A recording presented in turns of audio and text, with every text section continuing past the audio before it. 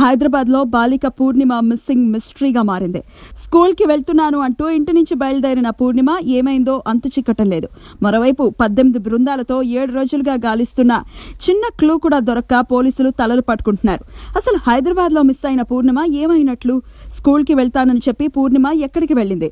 పూర్ణిమను ఎవరైనా కిడ్నాప్ చేశారా? లేదంటే పూర్ణిమ ఇంటి నుంచి వెళ్ళిపోయిందా?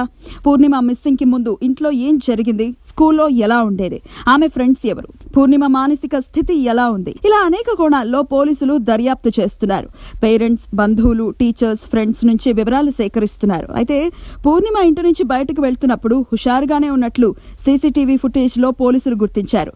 స్కూల్ యూనిఫామ్ లో గంతులేసుకుంటూ మెట్లు దిగటం సీసీ కెమెరాలో రికార్డ్ అయింది. అయితే బాలికకు చదువు ఇష్టం లేదని, దాంతో తల్లిదండ్రులు మందలించారని ప్రాథమికంగా గుర్తించిన పోలీసులు అందుకే ఇంటి నుంచి బయటకు వెళ్లిపోయి ఉంటుందని భావిస్తున్నారు.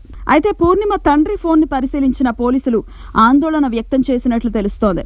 పూర్ణిమ ఇంటి నుంచి వెళ్లే ముందు హౌ టు హ్యాంగ్ అంటూ గూగుల్లో సెర్చ్ చేసినట్లు పోలీసులు గుర్తించినట్లు తెలుస్తోంది. అంతేకాకుండా పూర్ణిమ మిస్సింగ్ కు ప్రేమ వ్యవహారం కూడా కారణం కావచ్చని అనుమానిస్తున్నారు. మరోవైపు పూర్ణిమ మిస్సింగ్ ఇష్యూని తల్లిదండ్రులు ట్విట్టర్ ద్వారా మంత్రి కేటీఆర్ దృష్టికి తీసుకువెళ్లటం, కేటీఆర్ స్పందించి బాలిక ఆచూకీ కనిపెట్టాలి అంటూ ఆయా పోలీస్ కమిషనర్లకు ఆదేశాలివ్వటంతో పోలీసులు ఉరుకులు పరుగులు పెడుతున్నారు. మొత్తం 18 ప్రత్యేక బృందాలను రంగంలోకి దింపి గాలిస్తున్నారు.